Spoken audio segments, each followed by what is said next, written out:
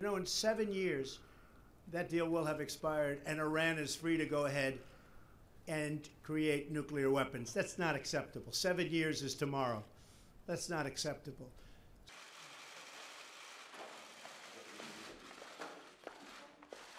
Wonderful to see you. Great to see you, Mike. It's great to have you here. Absolutely wonderful to see you. It's great. Thank you for making the time. It's great. These are important times. So They are. Thank you very much for being here. Thank you.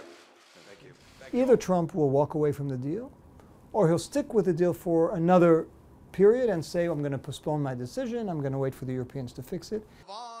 به افتتاح خواهد رسید در استان رضوی پیمانی تاریخی برای او خواهد بود.